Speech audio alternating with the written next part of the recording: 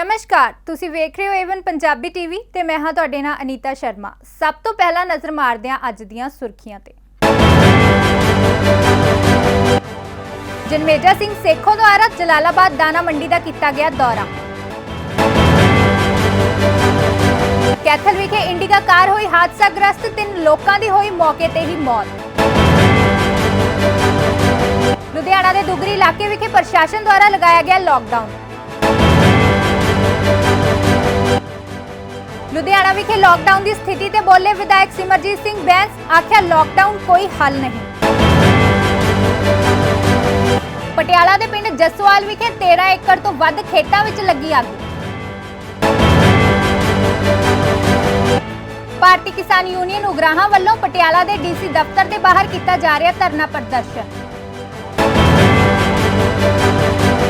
दिड़बा विखे मंडियां संबंधी समस्यावां ते चलदियां किसानां द्वारा एसडीएम दफ्तर अगे किया जा रहा धरना प्रदर्शन।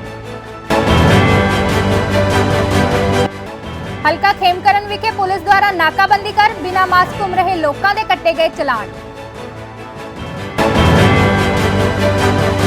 ते हुण खबरां विस्तार नाल। फिरोजपुर तो साबका मंत्री जन्मेजा सिंह सेखों द्वारा जलालाबाद दाना मंडी का दौरा किया गया। इस मौके उन्होंने सरकार नूं चेतावनी दिंदे आख्या कि मंडियां विच आ रही परेशानियां नूं हल किया जाए, नहीं तो सरकार का घिराव किया जाएगा। बारदाना जिहदा पहला इंतजाम करना चाहिए सी सरकार नूं। पहला सुती रही सरकार, अजे तक बारदाने का कोई इंतजाम नहीं। 25% बारदाना मंडियां च आया है तो 75% जी कणक है वो हो गई। पेमेंट का कोई सिस्टम नहीं अजे बना सके। पोर्टल 14 तरीक तो शुरू होया है। पहला तो 10 दिन कणक की जी परचेज है वो 10 दिन लेट शुरू हुई पंजाब। हरियाणे 1 तरीक तो शुरू हुई, साढ़े 10 तरीक तो। फिर पोर्टल जोड़ा इन्होंने बनाया है वो 14 तारीख तो शुरू होया। पोर्टल का ये सिस्टम है, ना अफसरां नूं पता है ना आड़तियां नूं पता है। वो बिल वापस करी जाते हैं। अजे तक कोई पेमेंट पंजाब के आड़तियां नूं या किसानों नूं नहीं। ये 70 साल तो बाद पहली बारी इस तरह का माहौल बनया है जो पंजाब का किसान मंडियां च रुल गया। इसका कारण ये है कि कैप्टन साहब दोगली चालां चल रहे हैं। सेंटर दे विच कुछ होर कहिंदे आ, इत्थे पंजाब के लोगों को कुछ होर कहिंदे आ। ये जिहड़ियां दोगलियां चालां चले आ पिछले 2-3 सालों तो, उसने अज ये दिन लिया के साढ़े अगे छड्ड दिते और अज एडा वड्डा नुकसान होने वाला है। हुण कहंदे आ कि असीं टेंडर करते आड़तियां नूं 41 रुपये का टेंडर करिया। मार्केट दे विच 50 रुपए की कोई बोरी विकदी है। 10 रुपए जिहड़ा फर्क है 9-10 रुपए का, ये आड़तीए नूं भरना पऊगा। कोई आड़तीआ लऊगा माल, कौन लऊगा? वो दामी तो रुल गई। सो इस तरह का ना कोई पुछदा ना गिछदा। जो पंजाब जंगल राज अज बनया हुआ है। असीं सारियां मंडियां च घूम के आए हैं। लोग त्राह करते हैं, ये आपदियां कोठियां च बैठे है। ना कोई MLA आउंदा मंडियां च, ना कोई मिनिस्टर निकलिया मंडियां च, ना कोई CM दे जूं रेंग रही है।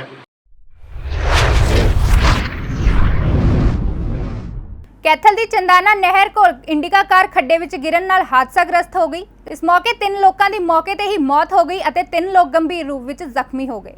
मिली जानकारी अनुसार अचानक बैलेंस खराब होने कारण कार खड्डे विच गिर गई सी, जिस कारण यह हादसा वापरिया। क्या नाम है सर? ASI अजमेर सिंह है, थाना तितरंज। सर, एक एक्सीडेंट का मामला सामने है, क्या पूरा मामला है? ये PGI कैथल से सूचना प्राप्त हुई थी कि एक्सीडेंट में चंदाना नहर के पास एक्सीडेंट हुआ है, जिसमें 3 व्यक्तियों की मौत हो चुकी है और 3 इंजर्ड है। कार्रवाई जारी है। तो कैसे एक्सीडेंट हुआ ये पता लग सका सर? ये ड्राइवर खुद गाड़ी चला रहा था, ये गलत लापरवाही से चला रहा था बिल्कुल।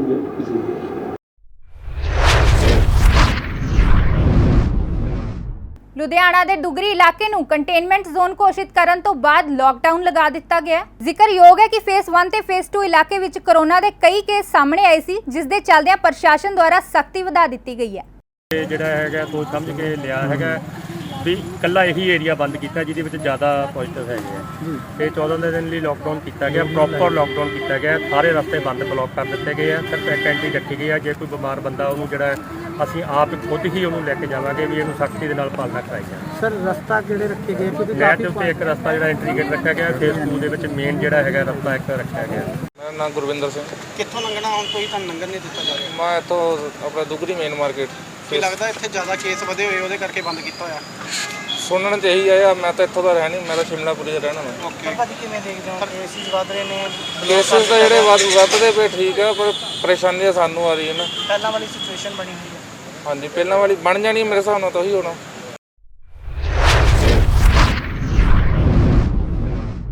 ਲੁਧਿਆਣਾ ਦੇ ਦੁਗਰੀ ਇਲਾਕੇ ਵਿਖੇ ਕਰੋਨਾ ਦੇ ਵੱਧ ਰਹੇ ਮਾਮਲਿਆਂ ਦੇ ਚੱਲਦਿਆਂ ਲੋਕਡਾਊਨ ਲਗਾ ਦਿੱਤਾ ਗਿਆ, ਜਿਸ ਦੇ ਬਾਰੇ ਲੋਕਾਂ ਦੇ ਵੱਖ-ਵੱਖ ਵਿਚਾਰ ਸਾਹਮਣੇ ਆ ਰਹੇ ਨੇ। ਇਸ ਮੌਕੇ ਵਿਧਾਇਕ ਸਿਮਰਜੀਤ ਸਿੰਘ ਬੈਂਸ ਨੇ ਆਖਿਆ ਕਿ ਲੋਕਡਾਊਨ ਦੇ ਨਤੀਜੇ ਸਾਡੇ ਸਾਹਮਣੇ ਨੇ ਤੇ ਲੋਕਡਾਊਨ ਲਗਾਉਣਾ ਕੋਈ ਹੱਲ ਨਹੀਂ ਹੈ। ਠੀਕ ਹੈ ਜੀ, ਇਹ ਜਿਹੜਾ ਫੈਸਲਾ ਲਿਆ ਭਾਈ ਜਿੱਥੇ ਕੇਸ ਹੋਣੇ ਚਾਹੀਦੇ ਉੱਥੇ ਤੇ ਹੋਵੇ ਜੀ, ਠੀਕ ਆ। ਤੁਹਾਡੇ ਤੁਹਾਡੇ ਕੇਸ ਸਾਡੇ ਹੀ ਫਿਲਹਾਲ ਤੇ ਸੰਤ ਸੁਣਵਾਈ ਇੰਨੇ ਹੈ ਨਹੀਂ ਜੀ ਫਿਲਹਾਲ, ਬਾਕੀ ਹੋ ਸਕਦਾ ਗਵਰਨਮੈਂਟ ਦੀ ਨਿਗਾਹ 'ਚ ਹੋਣ। ਪ੍ਰਸ਼ਾਸਨ ਨੂੰ ਕੀ ਕਹਿਣਾ ਚਾਹੁੰਦੇ?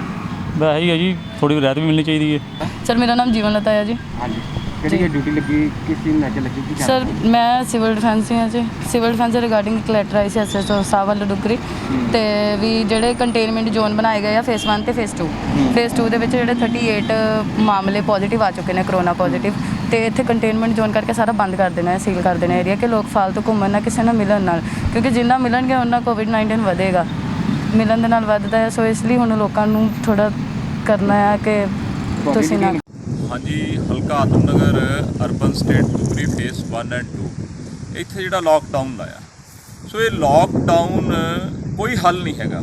ਸਾਡੇ ਕੋਲੇ ਜਦੋਂ ਤੋਂ ਕਰੋਨਾ ਸਟਾਰਟ ਹੋਇਆ ਤਕਰੀਬਨ 1.25 ਸਾਲ ਦਾ ਅਰਸਾ ਹੋ ਗਿਆ, ਸਾਡੇ ਕੋਲੇ ਲੋਕਡਾਊਨ ਲਾਉਣ ਦੇ ਨਤੀਜੇ ਕੀ ਹੈ ਸਾਡੇ ਸਾਹਮਣੇ ਹੈਗੇ ਆ।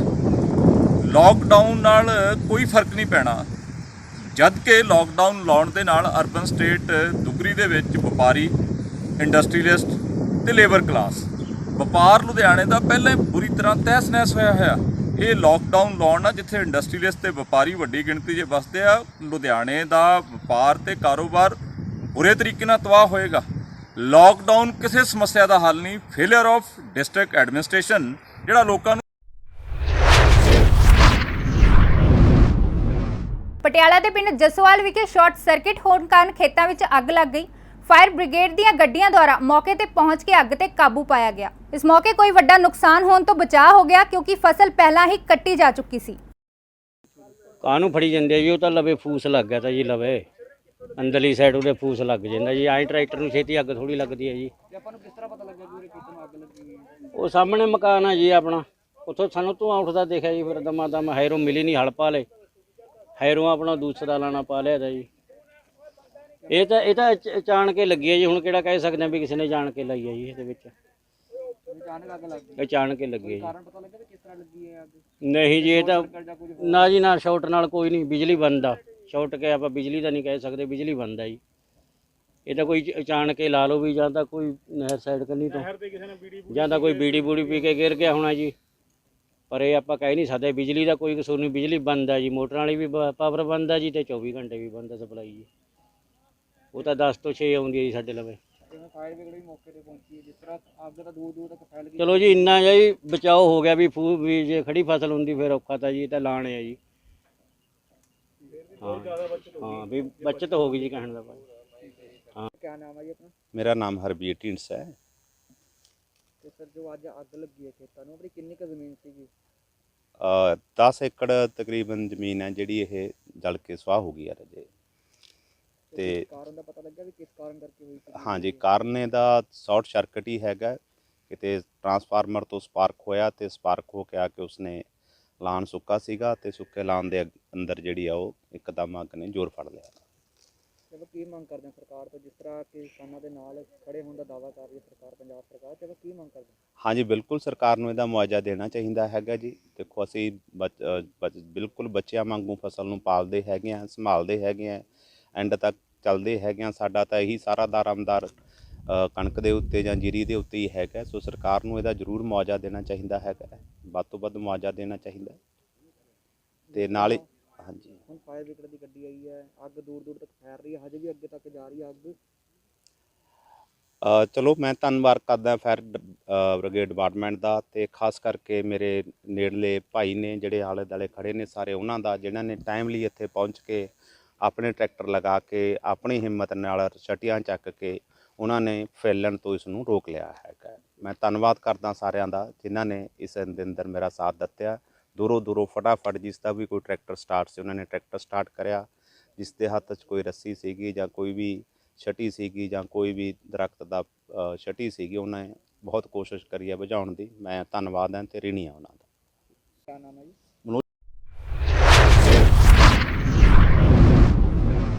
ਪਟਿਆਲਾ ਦੇ ਥਾਪਰ ਕਾਲਜ ਦੇ ਬਾਹਰ ਸ਼ਹੀਦ ਹੋਏ ਕਿਸਾਨਾਂ ਦੇ ਪਰਿਵਾਰਾਂ ਨੂੰ ਮੁਆਵਜ਼ਾ ਦਿਵਾਉਣ ਲਈ ਪਟਿਆਲਾ ਦੇ ਡੀਸੀ ਦਫ਼ਤਰ ਦੇ ਬਾਹਰ ਧਰਨਾ ਪ੍ਰਦਰਸ਼ਨ ਕੀਤਾ ਜਾ ਰਿਹਾ। ਇਸ ਮੌਕੇ ਕਿਸਾਨ ਜਥੇਬੰਦੀਆਂ ਦੁਆਰਾ ਪੀੜਿਤ ਪਰਿਵਾਰਾਂ ਨੂੰ ਮੁਆਵਜ਼ਾ ਦੇਣ ਦੀ ਮੰਗ ਕੀਤੀ ਗਈ ਹੈ ਤਾਂ ਕਿ ਉਹਨਾਂ ਦੀ ਸਹਾਇਤਾ ਕੀਤੀ ਜਾ ਸਕੇ। सर आज का संघर्ष करेंगे कि बता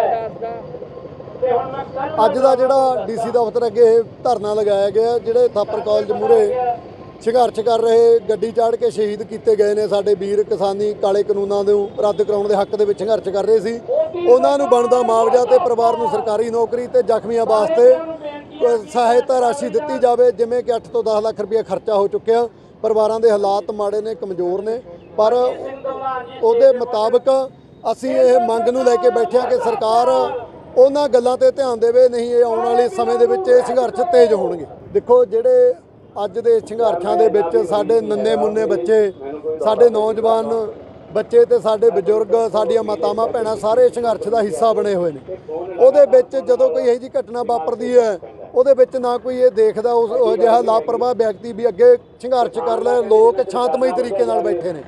ਲਗਾਤਾਰ ਸ਼ਹੀਦੀਆਂ 'ਚ ਵਾਧਾ ਹੁੰਦਾ ਜਾ ਰਿਹਾ। ਦਿੱਲੀ ਦੇ ਵਿੱਚ 350 ਦੇ ਕਰੀਬ ਸਾਡੇ ਕਿਸਾਨ ਸ਼ਹੀਦ ਹੋਏ ਨੇ, 400 ਦੇ ਕਰੀਬ ਪੰਜਾਬ ਦੇ ਵਿੱਚੋਂ ਲਾ ਕੇ ਗਿਣਤੀ ਪਹੁੰਚੀ ਆ, ਪਰ ਉਹ ਸਾਰੇ ਇਸ ਕਿਸਾਨ ਮੋਰਚੇ ਦੇ ਸ਼ਹੀਦ ਨੇ, ਨਾ ਕਿ ਚਾਹੇ ਛੋਟਾ ਬੱਚਾ ਚਾਹੇ ਵੱਡੇ ਨੇ। ਉਹ ਸਭ ਤੋਂ ਛੋਟੀ ਉਮਰ ਦਾ ਸ਼ਹੀਦ 2 ਸਾਲ ਦਾ ਬੱਚਾ, 16 ਸਾਲ ਦਾ ਸਾਡਾ ਵੀਰ ਤੇ 66 ਸਾਲ ਦੇ ਸਾਡੇ ਬਜ਼ੁਰਗ ਲਗਾਤਾਰ ਉਹ ਸ਼ਹੀਦਾਂ ਦੀ ਲਿਸਟ ਦੇ ਵਿੱਚ ਅਸੀਂ ਪਾਏ ਨੇ, ਜਿਹੜੇ ਕਿਸਾਨ ਮੋਰਚੇ ਵੱਲੋਂ ਇਹਨਾਂ ਨੂੰ ਵੱਡੇ ਪੱਧਰ ਤੇ ਸ਼ਹੀਦਾਂ ਦਰਜਾ ਤੇ ਉਸ ਕਾਲਜ ਦੇ ਸਾਹਮਣੇ ਇਹ ਕਿਸਾਨ ਸ਼ਹੀਦ ਚੌਂਕ ਬਣਾਇਆ ਜਾਵੇ, ਇਹ ਵੀ ਮੰਗ ਅਸੀਂ ਰੱਖੀ ਹੋਈ।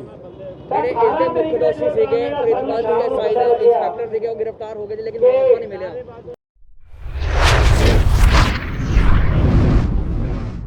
ਜ਼ਿਲ੍ਹਾ ਸੰਗਰੂਰ ਦੇ ਦਿੜਬਾ ਵਿਖੇ ਮੰਡੀਆਂ ਵਿੱਚ ਆ ਰਹੀਆਂ ਸਮੱਸਿਆਵਾਂ ਦੇ ਸੰਬੰਧੀ ਕਿਸਾਨਾਂ ਦੁਆਰਾ ਐਸਡੀਐਮ ਦਫ਼ਤਰ ਦੇ ਬਾਹਰ ਧਰਨਾ ਪ੍ਰਦਰਸ਼ਨ ਕੀਤਾ ਜਾ ਰਿਹਾ। ਇਸ ਮੌਕੇ ਉਹਨਾਂ ਆਖਿਆ ਕਿ ਜਦੋਂ ਤੱਕ ਉਹਨਾਂ ਦੀਆਂ ਸਮੱਸਿਆਵਾਂ ਹੱਲ ਨਹੀਂ ਕੀਤੀਆਂ ਜਾਂਦੀਆਂ, ਐਸਡੀਐਮ ਦਫ਼ਤਰ ਦੇ ਨਾਇਬ ਤਹਿਸੀਲਦਾਰ ਨੂੰ ਜਾਣ ਨਹੀਂ ਦਿੱਤਾ ਜਾਵੇਗਾ। ਕਿੰਨੇ ਸਮੇਂ ਵਾਸਤੇ ਤੁਸੀਂ ਘਰੋ ਕੀਤਾ ਗਿਆ ਹੈ ਕਿ ਕੀ ਕਹਿਣਾ ਚਾਹੁੰਦੇ ਹੋ? ਦੇਖੋ ਜੀ, ਅਸੀਂ ਤਕਰੀਬਨ 3 ਘੰਟੇ ਇਹਨਾਂ ਗੱਲਬਾਤ ਕਰਦੇ ਰਹੇ।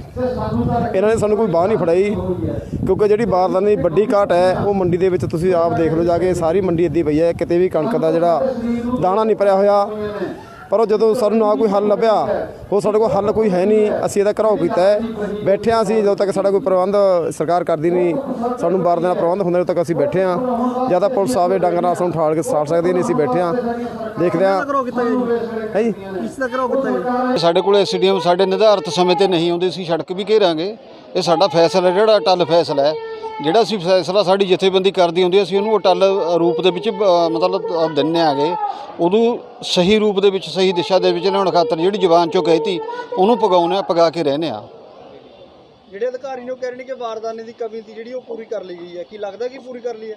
ਹਾਂ, ਕਰਤੀ ਪੂਰੀ ਕਿੱਥੋਂ ਕੀਤੀ ਹੈ ਵੀ ਪਾਣੀਪਤ ਕਰਨਾਲ ਤੋਂ ਇੱਕ ਟਰੱਕ ਆਇਆ ਰਾਤ, ਮੈਂ ਇੱਥੇ ਸੀਗਾ, ਜਿਹਦੇ ਵਿੱਚ 70 ਗੱਠਾਂ ਦੀਆਂ 70 ਗੱਠਾਂ ਦੇ ਵਿੱਚੋਂ ਜਿਹੜੇ ਫੜ ਦੇ ਉੱਤੇ ਮੈਂ ਸੀ, ਉਹਨੂੰ ਸਿਰਫ 1 ਗੱਠ ਮਿਲੀ ਹੈ, ਜਿਹਦੇ ਵਿੱਚ 500 ਬੋਰੀ ਸੀ। ਉੱਥੇ ਹੁਣ ਇਸ ਟਾਈਮ ਬਾਰਦਾਨੇ ਦੀ ਲੋੜ ਕਿੰਨੀ ਹੈ? 10,000 ਗੱਟੇ ਦੀ। ਕਿਹੜਾ ਕਹਿ ਰਿਹਾ ਵੀ ਅਸੀਂ ਬਾਰਦਾਨੇ ਦੀ ਘਾਟ ਪੂਰੀ ਕਰਨ ਗੱਲ ਸਾਡੇ ਨਾਲ ਗਰਾਊਂਡ ਤੇ ਆ ਕੇ ਗੱਲ ਕਰਿਆ ਕਰਨ। ਤਾਂ ਐਸਡੀਐਮ ਨੇ ਸਾਡੇ ਨਾਲ ਪਰਸੋਂ ਚੌਥੇ ਵਾਅਦਾ ਕੀਤਾ ਸੀਗਾ ਵੀ ਤੁਹਾਡੇ ਕੋਲੇ ਆ ਕੇ ਸਕੱਤਰ ਗੱਲਬਾਤ ਕਰੂਗਾ, ਸਾਰੇ ਸਕੱਤਰ ਗੱਲਬਾਤ ਚਲਾਊਗਾ। ਪਰ ਸ਼ਰਮ ਦੀ ਗੱਲ ਹੈ ਵੀ ਐਸਡੀਐਮ ਆਰਡਰ ਕੱਢ ਜੇ ਤੇ ਸਕੱਤਰ ਆਪਦਾ ਮੌਜਾਂ ਨਾਲ ਹੁੜਲੋਬਾਜੀ ਕਰਦਾ ਫਿਰੇ। ਜਿਹੜਾ ਹੈਗਾ ਪ੍ਰਸ਼ਾਸਨ ਵੱਲੋਂ ਹੁਣ ਜਿਹੜਾ ਹੈਗਾ ਇਹਨੂੰ ਵਿਸ਼ਵਾਸ ਦਵਾਇਆ ਜਾ ਰਿਹਾ। ਇਸ ਜਿਹੜਾ ਘਿਰਾਓ ਬਾਰਦਾਨੇ ਦੇ ਸੰਬੰਧ 'ਚ ਘਿਰਾਓ ਕੀਤਾ ਗਿਆ ਸੀ, ਉਹਦੇ ਸੰਬੰਧ ਵਿੱਚ ਅਸੀਂ ਕੋਸ਼ਿਸ਼ ਕਰਕੇ ਬਾਰਦਾਨੇ ਦੀ ਰਿਕੁਆਇਰਮੈਂਟ ਨੂੰ ਪੂਰਾ ਕੀਤਾ ਜਾ ਰਿਹਾ ਹੈਗਾ। ਜਲਦੀ ਤੋਂ ਜਲਦੀ ਹੀ ਇਹਨਾਂ ਦਾ 240 ਗੱਟਿਆਂ ਦਾ ਇੰਤਜ਼ਾਮ ਹੋ ਜਾਊਗਾ ਤੇ ਸਵੇਰ ਤੱਕ ਅਸੀਂ ਸਾਰੇ ਪੂਰੀ ਇਹਦੀ ਇੰਤਜ਼ਾਮ ਕਰ ਦਿੱਤਾ ਜਾਊਗਾ। ਕਿਸਾਨਾਂ ਨਾਲ ਕੋਈ ਗੱਲਬਾਤ ਹੋਈ ਜੀ ਤੁਹਾਡੀ? ਕੀ ਕਹਿੰਦੇ? ਕਿਸਾਨਾਂ ਨੂੰ ਬਾਅਦ ਦੇ ਵਿੱਚ ਹੀ ਦੱਸਿਆ ਜਾਊਗਾ ਜਦੋਂ ਸਾਡੇ ਹਲਕਾ ਖੇਮਕਰਨ ਵਿਖੇ ਪੁਲਿਸ ਦੁਆਰਾ ਨਾਕਾਬੰਦੀ ਕਰ ਬਿਨਾਂ ਮਾਸਕ ਘੁੰਮ ਰਹੇ ਲੋਕਾਂ ਦੇ ਚਲਾਨ ਕੱਟੇ ਗਏ ਨੇ ਅਤੇ ਗਰੀਬ ਲੋਕਾਂ ਨੂੰ ਮਾਸਕ ਵੀ ਵੰਡੇ ਗਏ ਨੇ। ਇਸ ਮੌਕੇ ਐਸਆਈ ਅੰਮ੍ਰਿਤਪਾਲ ਸਿੰਘ ਨੇ ਦੱਸਿਆ ਕਿ ਉਹਨਾਂ ਦੁਆਰਾ ਨਾਕਾਬੰਦੀ ਕਰ ਲੋਕਾਂ ਨੂੰ ਜਾਗਰੂਕ ਕੀਤਾ ਜਾ ਰਿਹਾ ਅਤੇ ਕੋਰੋਨਾ ਸੰਬੰਧੀ ਨਿਯਮਾਂ ਦੀ ਪਾਲਣਾ ਕਰਨ ਦੀ ਅਪੀਲ ਵੀ ਕੀਤੀ ਜਾ ਰਹੀ ਹੈ। ਆਪਣਾ ਜੀ? ਮੇਰਾ sub inspector Amitpal Singh incharge ਚੌਂਕੀ ਘਰਿਆਲਾ ਜੀ। ਸਰ ਜਿਹੜਾ ਤੁਸੀਂ ਚਲਾਨ ਕੱਢ ਲਿਆ ਕਿਸ ਕਾਰਨ ਨੂੰ ਲੈ ਕੇ ਕੱਢ ਰਹੇ ਹੋ ਜੀ? ਜੋ ਕੋਵਿਡ-19 ਦੇ ਰਿਗਾਰਡਿੰਗ ਜੋ ਸੀਨੀਅਰ ਅਫਸਰਾਂ ਦੀਆਂ ਜਾਂ ਪੰਜਾਬ ਸਰਕਾਰ ਦੀ ਹਦਾਇਤਾਂ ਆ ਰਹੀਆਂ ਨੇ ਕਿ ਜਿਹੜੇ ਕਿ ਲੋਕਾਂ ਨੂੰ ਵੱਧ ਤੋਂ ਪ੍ਰੇਰਿਤ ਕੀਤਾ ਜਾਵੇ, ਮਾਸਕ ਲਗਾਉਣ ਲਈ ਪ੍ਰੇਰਿਤ ਕੀਤਾ ਜਾਵੇ, ਉਹਦੇ ਰਿਗਾਰਡਿੰਗ ਇੱਥੇ ਜਿਹੜਾ ਕਿ ਨਾਕਾ ਸਪੈਸ਼ਲ ਨਾਕਾ ਲਾਇਆ ਗਿਆ। ਇਹ ਜਿਹੜੇ ਗਰੀਬ ਜਿਹੜੇ ਲੋੜਵੰਦ ਲੋਕਾਂ ਨੂੰ ਮਾਸਕ ਵੰਡੇ ਜਾ ਰਹੇ ਨੇ ਤੇ ਜਿਹੜੇ ਅਣਗਹਿਲੀ ਕਰਨ ਮਾਸਕ ਤੋਂ ਕੁਤਾਹੀ ਕਰਨ ਵਾਲਿਆਂ ਦੇ ਖਿਲਾਫ ਜਿਹੜੇ ਕਿ ਚਲਾਨ ਜਿਹੜੇ ਕੀਤੇ ਜਾ ਰਹੇ। ਸਰ ਜਿਸ ਤਰ੍ਹਾਂ ਕਰੋਨਾ ਮਹਾਮਾਰੀ ਚੱਲ ਰਹੀ ਹੈ, ਲੋਕਾਂ ਨੂੰ ਕਿਸ ਤਰ੍ਹਾਂ ਦੇ ਸੁਝਾਅ ਤੁਹਾਡੇ ਵੱਲੋਂ ਦਿੱਤੇ ਜਾ ਰਹੇ ਨੇ? ਲੋਕਾਂ ਨੂੰ ਸੁਝਾਅ ਤਾਂ ਵੀ ਵੱਧ ਤੋਂ ਵੱਧ ਜਿੰਨਾ ਹੋ ਸਕੇ ਆਪਣੇ ਘਰ ਰਹਿਣ, ਬਿਨਾਂ ਵਜ੍ਹਾ ਕੋਈ ਬੰਦਾ ਘਰ ਤੋਂ ਬਾਹਰ ਨਾ ਆਓ ਤੇ ਜਦੋਂ ਘਰ ਤੋਂ ਬਾਹਰ ਆਉਣ ਦਾ ਮਾਸਕ ਲਗਾ ਕੇ ਤੇ ਪ੍ਰੋਪਰ ਆਪਣੇ ਹੱਥ ਸੈਨੀਟਾਈਜ਼ ਕਰਕੇ ਜਾਂ ਬਾਅਦ। ਇਹ ਸੀ ਅੱਜ ਦੀਆਂ ਮੁੱਖ ਖਬਰਾਂ। ਨਵੀਆਂ ਤੇ ਤਾਜ਼ੀਆਂ ਖਬਰਾਂ ਲੈ ਕੇ ਜਲਦ ਹਾਜ਼ਰ ਹੋਵਾਂਗੇ। ਤਦ ਤੱਕ ਵੇਖਦੇ ਰਹੋ ਏਵਨ ਪੰਜਾਬੀ ਟੀਵੀ ਤੇ ਮੈਨੂੰ ਦਿਓ ਇਜਾਜ਼ਤ। ਧੰਨਵਾਦ। ਫ੍ਰੀ ਲੀਫ ਆਯੁਰਵੈਦਿਕ ਆਇਲ 125 ਬਿਮਾਰੀਆਂ ਦਾ ਸੰਪੂਰਨ ਇਲਾਜ, ਜਿਵੇਂ ਗਠੀਆ, ਸਰਵਾਈਕਲ, ਮਾਈਗ੍ਰੇਨ ਅਤੇ ਸਰੀਰ ਵਿੱਚ ਕਿਸੇ ਵੀ ਕਿਸਮ ਦੀ ਦਰਦ ਕਿਉਂ ਨਾ ਹੁੰਦੀ ਹੋਵੇ, ਇੱਥੋਂ ਤੱਕ ਕਿ ਬਲੌਕੇਜ ਦੇ ਨਾਲ ਬਣੀਆਂ ਕਈ ਬਿਮਾਰੀਆਂ ਦਾ ਇੱਕੋ ਇੱਕ ਇਲਾਜ ਹੈ ਫ੍ਰੀ ਰਿਲੀਫ ਆਯੁਰਵੈਦਿਕ ਆਇਲ, ਯਾਨੀ ਕਿ 125 ਬਿਮਾਰੀਆਂ ਦਾ ਸੰਪੂਰਨ ਇਲਾਜ। ਫ੍ਰੀ ਰਿਲੀਫ ਵਿਜ਼ੀਲੈਕਸ weight lose, ਮੋਟਾਪੇ ਤੋਂ ਪਰੇਸ਼ਾਨ ਹੋਣ ਦੀ ਜ਼ਰੂਰਤ ਨਹੀਂ, ਵਜ਼ਨ ਘਟਾਓ ਤੇ ਖੁਸ਼ ਹੋ ਜਾਓ। ਫ੍ਰੀ ਰਿਲੀਫ ਪਾਵਰ ਮਰਦਾਨਾ ਕਮਜ਼ੋਰੀ ਨੂੰ ਖਤਮ ਕਰਦਾ ਹੈ ਤੇ ਨਰਕ ਭਰੀ ਜ਼ਿੰਦਗੀ ਵਿੱਚ ਲਿਆਉਂਦਾ ਹੈ ਰੌਣਕ। ਫ੍ਰੀ ਰਿਲੀਫ ਪਾਵਰ ਕਬਜ਼ ਤੋਂ ਪਰੇਸ਼ਾਨ ਹੋਣ ਦੀ ਹੁਣ ਜ਼ਰੂਰਤ ਨਹੀਂ ਹੈ। ਕਬਜ਼ ਤੋਂ ਛੁਟਕਾਰਾ ਪਾਉਣ ਲਈ ਆ ਗਿਆ ਕਬਜ਼ ਹਰ ਚੂਰਨ। ਕਬਜ਼ ਹਰ ਚੂਰਨ ਨੂੰ ਅਪਣਾਓ ਤੇ ਕਬਜ਼ ਤੋਂ ਛੁਟਕਾਰਾ ਪਾਓ। ਹੁਣ ਤੱਕ ਲੱਖਾਂ ਮਰੀਜ਼ ਲੈ ਚੁੱਕੇ ਨੇ ਫਾਇਦਾ। ਵਧੇਰੇ ਜਾਣਕਾਰੀ ਲਈ ਤੁਸੀਂ ਸੰਪਰਕ ਕਰ ਸਕਦੇ ਹੋ 94784 84087। ਨੰਬਰ ਇੱਕ ਵਾਰ ਫਿਰ ਤੁਸੀਂ ਨੋਟ ਕਰ ਸਕਦੇ ਹੋ 9478 484087।